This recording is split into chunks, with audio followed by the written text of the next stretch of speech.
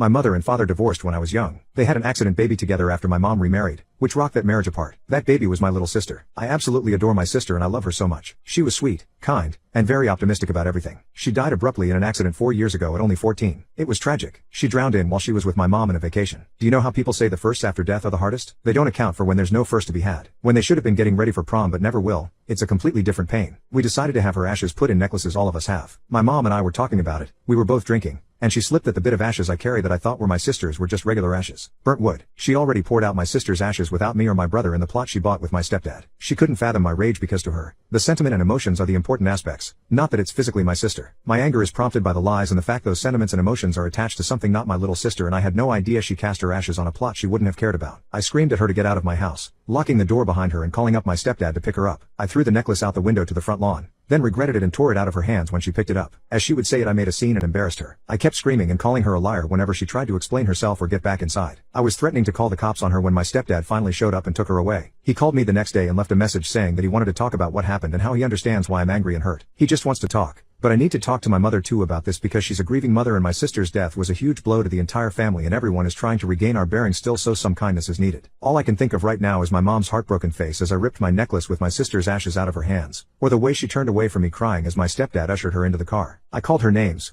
I let my pain and rage take over me, but I can't get over the lies. 4 years of thinking my necklace had my sister, of thinking she was right by my heart, and it all came undone because my mom had too much to drink. Update: I gave my mother an ultimatum of either telling my brother and father, or I will. She refused to, because I reacted so horribly, and she told me not to tell because you're doing this to hurt me and you're just going to hurt them. So I told them. I sat my dad and brother down and explained that the necklaces didn't have the right ashes in them. I've never seen my dad break like that, and I've never heard my brother scream at me like that. He was angry that I knew before him and didn't immediately tell because, this is poop, you tell me, you needed to tell me, we tell each other everything. But he started crying and apologizing to me, admitting he's just so mad about what mom did and he can't handle it. So I guess that's something else me and my brother share. We get overwhelmed initially before cooler heads prevail. My dad looked gutted but he was trying to piece himself back together. He held my brother and me as we cried, and he apologized for the pain. He said it wasn't fair that I had to be the adult when my mother should have told all of us a lot sooner. Dad's going to try to talk to my stepfather to find the plot because my mom has been refusing to talk to us anymore, not answering messages or picking up the phone. Her social media has even gone dark. He's going to find out where the plot is and go to the site. I don't know if I could if it were up to me. It just feels like the final bit of proof that this fucked up nightmare is real and my sister is mixed with dirt and rocks and grass of an unmaintained and unvisited plot. To top it off, she won't even show the decency to explain why or even talk to me. When we were discussing cremation,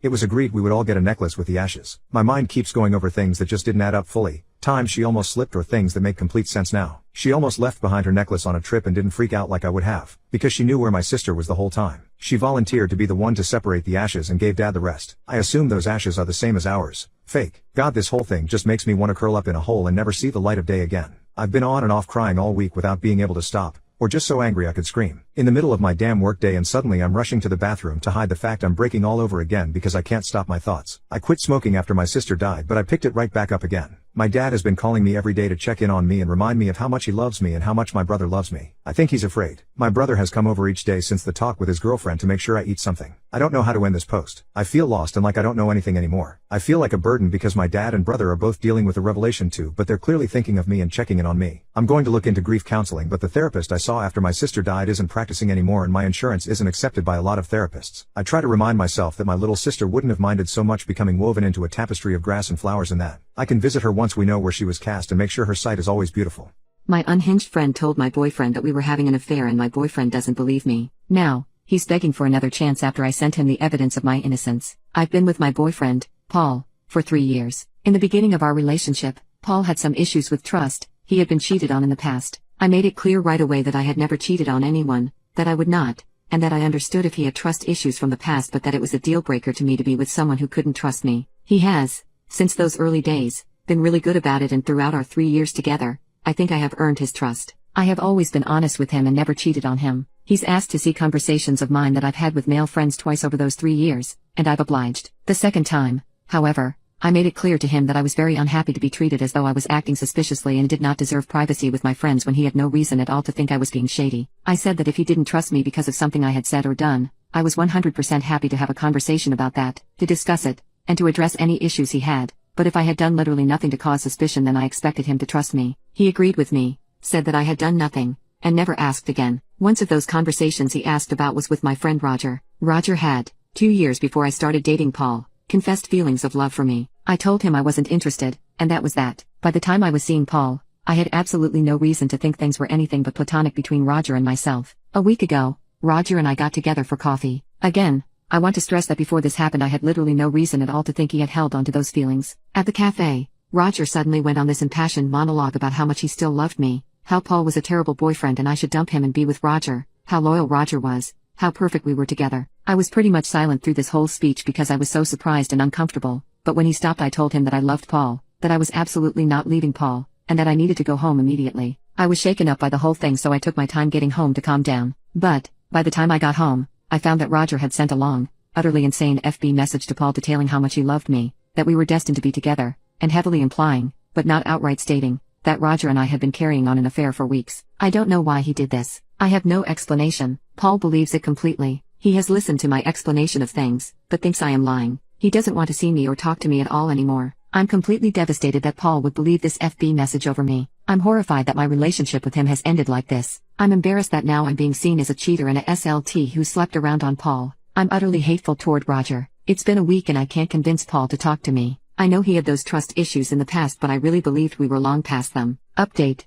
When I was a little calmer I FB messaged Roger asking him why he lied. He responded with "What do you mean?" at which point I started pressing him harder. He responded only with one-word answers, and honestly didn't reply to most of my messages at all, no matter how much I asked, and never actually said any definitive statement of yes I lied for such and such reason. Finally, I sent him a definitive statement that said I had never had an affair with him, that I was incredibly hurt and angry, that our friendship was over and that he was never to contact me again. He replied okay and that was that. I sent the entire FB conversation to Paul, not thinking it would help save us but just to try and clear my name. In the message, I asked him if Roger's reactions to my questions and my response to Roger was in line with what he would expect if Roger's accusations were true. Paul didn't respond that day, but the next day he called me. Paul basically said that the more he thought about it, the more he believed me, and that the conversation between Roger and I helped him believe that Roger's responses didn't make sense and that he now thought nothing had gone on. Paul called me the next day and begged me to come back, admitting that he had rushed to judgment and that he believed me now, especially after seeing the bizarre responses from Roger. He apologized profusely for not trusting me and for letting his past insecurities cloud his judgment. He pleaded for another chance, promising to work on rebuilding trust and never doubting me again. But despite his pleas and apologies,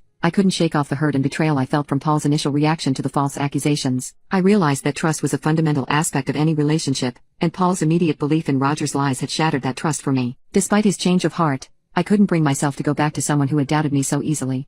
My entitled brother thinks he is bailing us out for paying rent and refused to pay his bills. So, my mother snapped and put him through 5 stages of grief. Brother has been mooching off of my mom and I, she and I co-own our house, since 2017. He lived rent-free for 4 years. Finally, my mom managed to force him to pay his form of rent by paying some utility bills, a total of about $450 a month, since 2021. He has never paid his bills willingly. Every month he demands to know why he has to pay the amount and demands proof of the cost, as if my mom was trying to swindle him for some reason. And every time he has finally given us the money for the bills, he has told us he was bailing us out since we must be broke. Why else would we be making him pay for us? Recently, he has been going off about how he can't wait to leave the house and he wants to save his money to move out but he simply can't with the cost of all these bills weighing him down. My mother told him since he is so serious about moving out, she will gladly pay for his portion of the bills. She works seasonally, and all he would need to pay was his car insurance. She said she would give him until May 31st to save up as much as he could. He would then need to move out. Since that agreement was made, entitled brother has gone on 2 trips out of state. One was a 4-day bachelor party in New Orleans, has gone to poker nights with his friends multiple times, refuses to so much as wash a dish,